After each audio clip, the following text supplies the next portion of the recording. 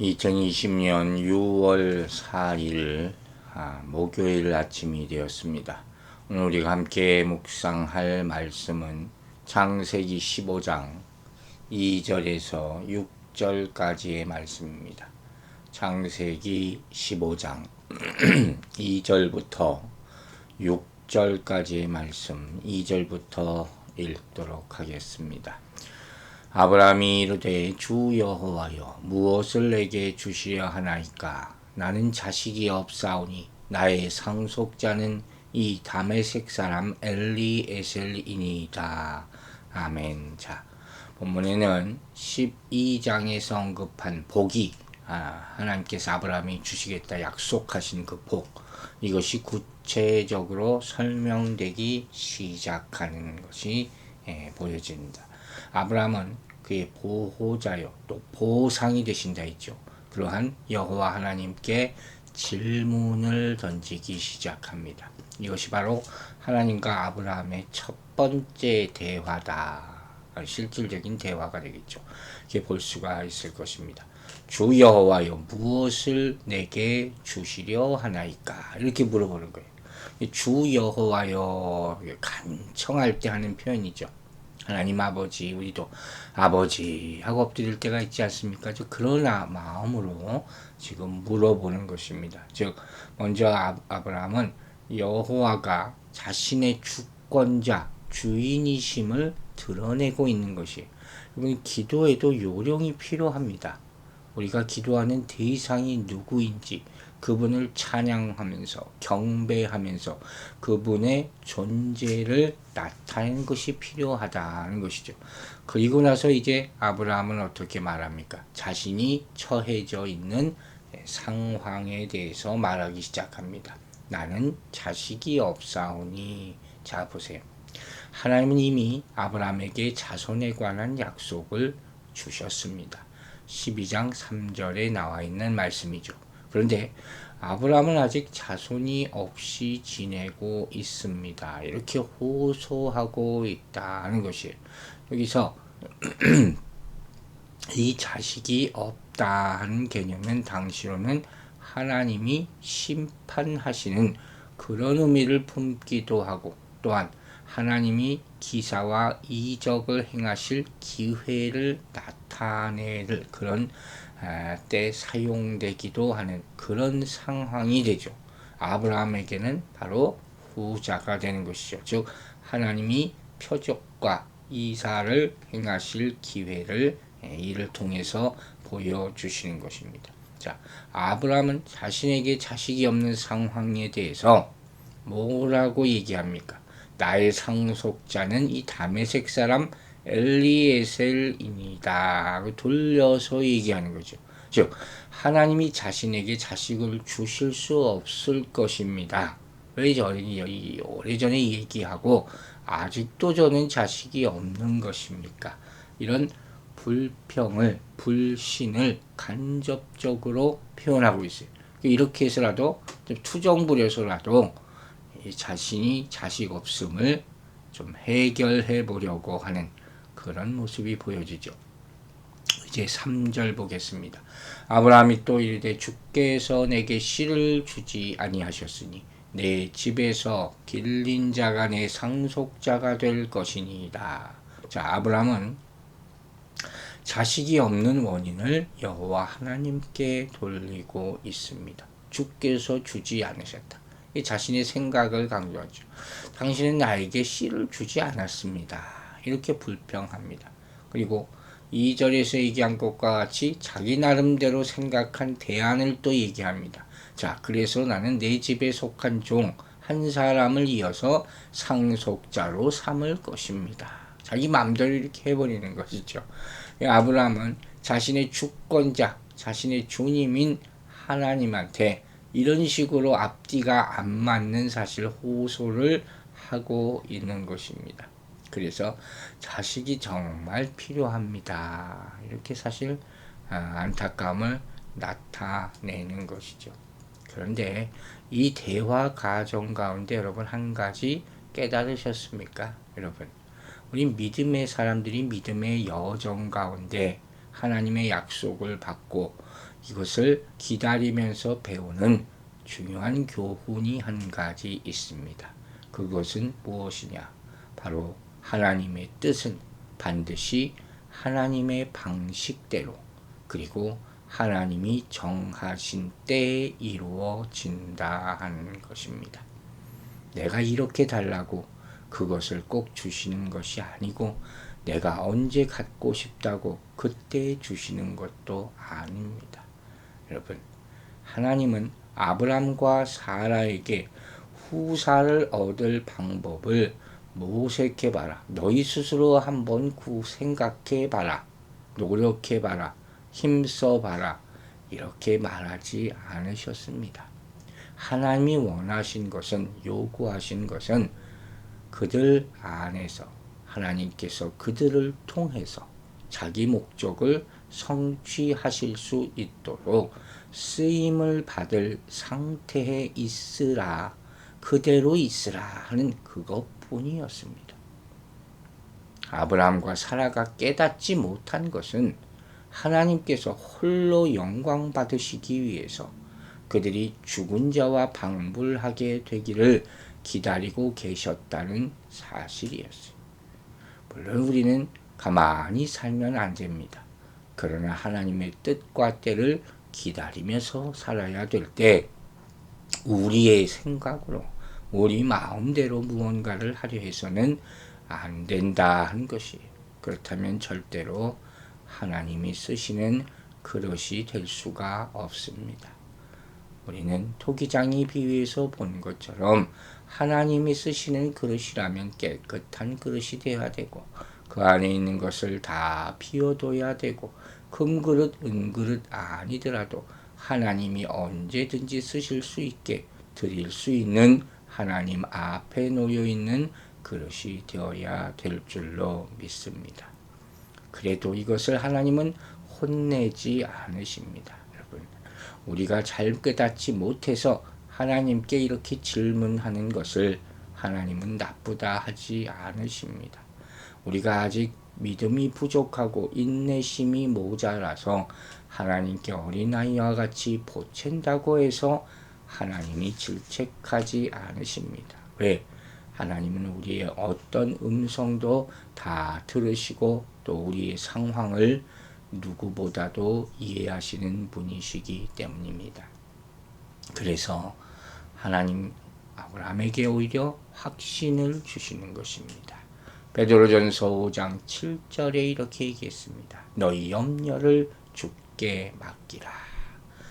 여러분, 우리 모든 염려와 근심과 짐을 이 아침에 하나님 아버지께 다 내려드리기를 주의 이름으로 축원합니다. 자, 이제 4절 말씀 읽겠습니다. 여호와의 말씀이 그에게 임하여 이르시되 그 사람이 내 상속자가 아니라 네 몸에서 날 자가 네 상속자가 되리라 하시고, 자, 아브라함의 질문에 대해서, 불평에 대해서 여호와께서 확실한 대답을 주시죠. 아브라함의 생각이 틀렸다고 분명히 말씀하시고 이 자식의 문제에 대해서 계시의 말씀을 주십니다. 내 몸에서 날 자가 내 상속자가 되리라. 이보다 확실한 말씀이 어디 있습니까? 이 다메섹 사람 엘리에셀이 상속자가 아니라 아브라함이 낳은 친아들이 상속자가 될 것이다. 이것이 바로 하나님의 계획이었다 하는 것입니다. 자, 이러한 과정들, 이런 음성들이 들리면서 아브라함의 후사에 대한 말씀은 점점 구체적이 되고 명확하게 되는 것입니다. 여러분, 하나님의 음성은 이와 같이 들리게 됩니다. 처음 잘 모른다고 해서 포기하지 마시고 계속 앞에 나가 엎드려 기도할 때 어느 순간 하나님의 뜻이 확실하게 이해되고 믿게 될 줄로 믿으시기 바랍니다. 5절 보겠습니다. 그를 이끌고 밖으로 나가 이르시되 하늘을 우러러 뭇별을 셀 수 있나 보라. 또 그에게 이르시되 내 자손이 이와 같으리라. 아멘. 참 귀한 말씀이 여기 나옵니다. 하나님이 이렇게 자손을 주시겠다는 말씀을 확증하고 계신 것이죠. 밖으로 나가서 보라는 거예요. 하늘을 보라. 왜 하늘을 보라 그랬을까요? 그 자손이, 아브라함의 자손이, 네 자손이 하늘 셀 수 없는 별처럼 많아질 것이다. 그걸 보고 얼마나 큰 감동이 있겠습니까? 여러분 아시죠? 하나님은 말씀으로 셀 수 없이 많은 별들을 창조하셨습니다. 그리고 이제 그 능력으로 아브라함 자손을 셀 수 없이 많을 만큼 만드실 것입니다. 이 일이 이 땅의 일이 아니라 하늘의 능력으로 이루어지는 것을 하늘에 있는 뭇별들을 보면서 깨닫게 하시는 그런 광경인 것입니다. 여러분, 삶이 캄캄하고 답답할지라도 여전히 하늘의 별은 볼 수 있음을 깨달으시기 바랍니다. 앞뒤 좌우가 다 막혀 있을 때 우리는 어디를 보라고 했습니까? 위를 보라 이렇게 말합니다. 참 힘들고 어려운 시간들은 우리는 지금 지내고 있습니다. 바랄 것은 하나님밖에 없습니다. 그러면 하나님 계신 곳을 바라봐야 되지 않겠습니까? 아브라함은 잠시 자기 주변을 둘러보면서 자신의 문제를 해결하려 했을지 모르나 대답은 바로 하늘을 위를 보는 데 있었다 하는 것을 본문이 보여주는 것입니다. 자, 이제 6절 읽겠습니다. 아브라함이 여호와를 믿으니 여호와께서 이를 그의 의로 여기시고 믿음으로 말미암아 의롭다함을 얻는다 하는 귀한 말씀이 정말로 나옵니다. 아브라함이 여호와를 믿으니 이를 의로 여기셨다. 자, 하나님의 약속과 확신을 주신 것에 대하여 아브라함은 신뢰로 반응하죠. 그것이 바로 아브라함이 여호와를 믿으니 이를 그의 의로 여기셨다. 즉 아브라함은 누굴 믿은 거예요? 약속을 이행하실, 약속을 지키시는 여호와 하나님을 믿은 것이죠. 안전할 것이다 하는 하나님의 말씀, 1절에 나온 말씀과 자손에 대한 하나님의 약속, 4절, 5절에 이어서 바로 중요한 것이 그 일을 하시는 분을 신뢰하는 것이다 하는 것이죠.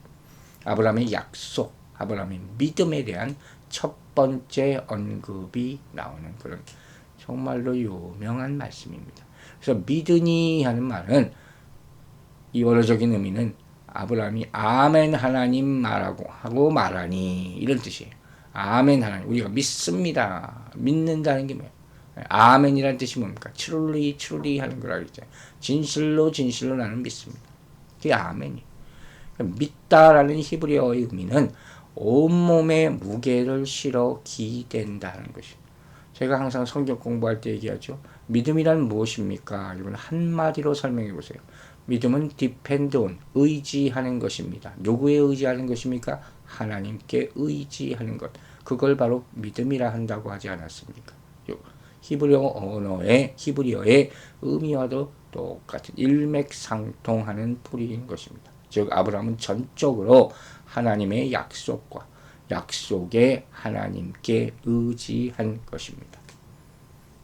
히브리서 11장 1절에 믿음은 바라는 것의 실상이요 보지 못하는 것들의 증거라 했습니다. 아브라함은 말씀대로 이루실 참되고 신실하신 여호와 하나님을 신뢰한 것이고 그 하나님은 그 믿음을 의로 인정해 주셨다고 성경 말합니다. 즉 하나님께서는 아브라함의 믿음을 의로 평가하셨다 이런 뜻이에요. 보다 근본적으로 이 말을 표현하자면 그의 믿음을 그의 의와 엮어서 짜셨다 하는 원어적 의미가 있어요. 사실상 하나님의 말씀을 신뢰하고 믿는 것 자체가 의라고 할 수는 없어요. 공의가 될 수도 없죠. 그러나 하나님께서 그의 믿음을 그의 의로 여기기로 하신 것, 그건 뭔가 칭의라는 거예요. 내가 이제는 믿겠다. 그게 바로 justify라는 말입니다. 그런 점에서 아브라함은 모든 믿는 자들의 아버지가 됨을 우리는 발견할 수가 있는 것입니다. 여러분, 하나님께서 아브라함을 불러내실 때 하셨던 이 큰 민족을 이룬다 하는 약속은 사실 세월이 많이 흘렀어요. 그리고 성취의 시작 기미도 보이지 않고 있습니다. 그래서 아브라함은 주께서 내게 씨를 주시지 아니하셨습니다. 3절에서 이렇게 불평 섞인 말을 하다. 즉 하나님의 약속이 어떻게 된 겁니까? 이렇게 물어보는 거예요. 그런 어조예요. 하나님이 나타나셔서 자꾸 말만 반복하십니다. 이번에도 약속을 확인하시고 있는 거죠. 그리고 셀 수 없이 많은 하늘의 별처럼 후손이 많아질 것이라고 말씀하신 것이죠. 그러나 나를 보세요. 나는 이미 늙어서 정작 내 자식 하나 없는 상태입니다. 하나님 왜 그러십니까? 나는 이해할 수 없습니다. 이렇게 사실을 울부짖고 있는 것입니다. 그러나 아브라함은 믿었습니다. 하나님을 신뢰했고 그분이 하신 약속을 믿었고 그분께 신실했습니다. 여러분, 믿음이란 무엇입니까? 믿음은 하나님의 뜻에 동의하는 것이고 신뢰하는 것이고 배신하지 않는 충성입니다. 이런 아브라함을 하나님은 의롭다고 선언하신 것입니다. 자, 아브라함이 믿음으로 의롭다함을 얻는 이 장면은 복음의 징수를 설명하는 로마서나 갈라디아에서도 나오는 그런 유명한 본문입니다. 아브라함은 하나님의 약속을 믿었고 아브라함이 약속을 믿었을 때 하나님이 그를 의로 여겨주셨다. 여러분, 다시 한번 봐도 참으로 놀랍기도 하지만 조금 이해 못하는 분도 아직도 많을 겁니다. 그 믿음이 도대체 무엇이기에 하나님 앞에 설 수 있는 의로 인정받았다 하는 것일까요? 여러분, 조금 더 풀어 말씀드립니다. 잘 기억하시기 바랍니다. 하나님의 약속은, 구약시대 한 약속은 신약시대에 이르러 어디에 나타납니까? 예수 그리스도 안에서 성취됩니까? 믿으십니까? 그 완성을 보증받은 것입니다. 그러므로 예수 그리스도를 믿는 사람은 하나님의 약속을 믿는 사람입니다. 아멘입니까? 하나님은 우리가 예수 그리스도를 믿을 때 예수 그리스도의 십자가 공로와 그분의 의를 우리의 것으로 삼아 주십니다. 바로 전가의 원리입니다. 십자가의 죽으심을 믿을 때 우리 죄가 의로 바뀌는 놀라운 일이 일어난다 했습니다. 그리고 우리는 그것을 보시고 하나님은 우리 그런 모습을 보시고 그리스도 안에 있는 존재로 여기시고 의를 덮어주시는 것입니다. 여러분, 우리도 오직 믿음으로만 의롭다함을 얻을 수 있습니다. 그리고 이 사실을 아는 사람은 모든 두려움에서 벗어나게 될 것입니다. 어떻게? 의로움이란 하나님 앞에 설 수 있는 자격입니다. 하나님 나라에 들어갈 수 있는 조건이 됩니다. 즉, 우리가 통상적으로 말하는 구원의 자격이 되는 셈입니다. 하나님이 부여하신 거죠. 믿음은 예수 그리스도를 자신의 구주로 인정하는 것입니다. 맞습니까? 그러므로 예수 그리스도를 믿는 사람은 그분의 의와 거룩함을 소유하게 될 줄로 믿으시기 바랍니다. 그 순간 우리 안에 있는 두려움은 다 사라지게 될 줄로 믿습니다. 기도하겠습니다. 아버지 하나님 감사합니다. 오늘 아브라함의 믿음과 그를 의롭다 하신 귀한 말씀을 우리가 함께 들었습니다. 우리의 상황을 불평하지 말게 해주시고 낙심되고 참 힘들고 어렵지만 오로지 믿음으로 극복해 나가고 하나님이 도우실 그런 주실 도움을 기다리면서 하루하루 인내하여 하나님의 사람으로 불림받고 인정받고 의롭다함 받게 도와주시옵소서.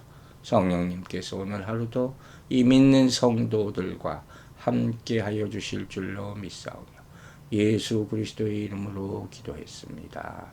아멘.